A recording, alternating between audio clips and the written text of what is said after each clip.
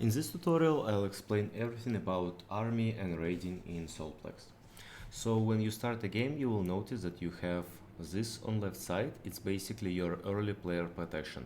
No one will be able to attack you for, in my case, 1 week and 1 day.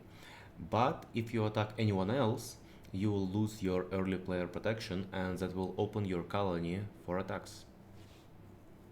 You can produce units in your colony. Unit production menu is displayed on the bottom. If you open, when you start a game, you won't be able to build any kind of units. To do that, you need to build Soldier Cradle in order to build basic K1 unit. Units are basically, all of them are different. If you point to a unit, you will see their stats. Usually, first unit of its type is a defensive one. You can see that it has high defense but quite low carry capacity and quite low attack. Second unit is usually balanced and it has quite a lot of carry capacity. And third unit has very low defense but quite a lot of attack. And the same goes with M and A units. And O, S and T units are special units. O unit is late game unit which allows you to destroy buildings of other players, but on its own it has very weak defenses. S unit is a spy unit, or rather scout, which basically allows you to scout other colonies and gather important information such as defenses, resources, buildings and artifacts. And T unit is a very late game unit which allows you to destroy buildings the same way as O does, except for T unit is extremely fast and it's basically a suicide unit, so it will always die on the attack. And this unit has the highest speed in the game. Okay, let's build some K units. For this we need Soldier's Cradle. And it's done. We have built Soldier's Cradle and we can produce K1 units. What's important to note is that to produce a single unit you need to take one of your population. Your population is displayed here. Currently we have 51 population out of 230.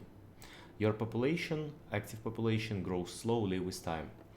And to produce units you need to consume your population. So if we produce 10 units, we will lose 10 population. You can see that right now we have K units in the building queue, and this is the time when all of them will be produced. Units are produced one by one and build queues are separate, so all K units go into one queue, all M into one queue, A into one queue, and we have separate queues for O, S and T. Now we have built some army. You can see that your army is being displayed on the right menu here, and you can see total amount of units. It's important that your army consumes food, and food for your army is NU. So you can see here that the delta is negative because we have more armies than we have production. It's important to keep an eye on your NU consumption, because once you have a lot of army and you don't have enough food to feed your army will start slowly dying. Now what we can do with army? We can go to global map and select your target for attack. Okay, let's send some A units to ancient colony. You have different types of attacks, so you have raid, which is capture resources, and normal attack. The difference between two is that during raid you can steal resources from ancient colony, which is NPC colony, or from any player's colony. So let's send some A units to raid. Never mind travel time, it's fake. And here is destruction. So in the destruction you can select O units. During destruction either army always dies, and also if attacking army has O units in it and they survive, they will deal damage to the buildings. So if you have any O units, you can select your target and basically attack any building and destroy that building. We can choose spying, and spying basically lets you send spies or other scouts. here are our scouts, and we can choose different scouting targets. If you choose buildings, you will discover all enemy buildings. If you choose defense, you will scout all enemy units, and that includes units that are staying in the colony, both units that this colony produced and units that were sent via reinforcement. And also you can choose resources that will scout all resources in enemy colony, and you can choose artifacts. Right now artifacts are not implemented, but in the future you will be able to scout them. And also there is third tab, which is reinforcement. We can send reinforcement to ancient colony, but we can send reinforcement to any other colony, and basically that will let you send units which will go and stay and another colony. And also it's important to know that once units reach the destination, they'll be fed by that colony, so you'll no longer feed that colony.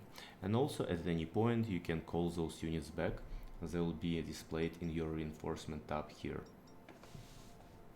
Next, all your units are upgradable. So in the send units menu you can see here that attack for K units is 5, so the attack is increased, and also defense is increased a little bit.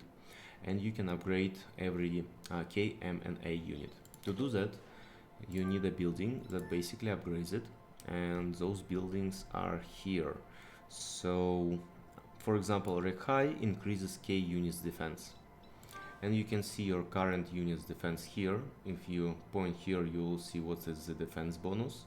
So K2 basic defense is, I guess, 2.5, so that would be 20.5 minus 2.5.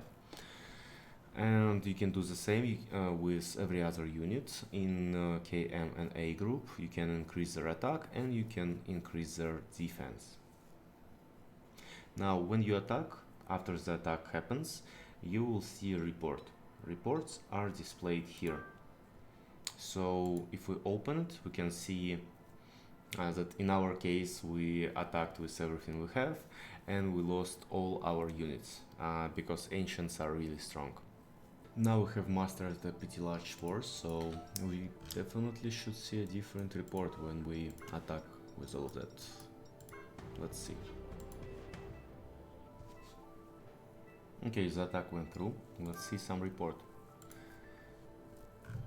As you can see, we have some losses and we gain some resources. All units in your colony are being protected by colony wall. Colony wall can be found here, or you can find it in the building menu.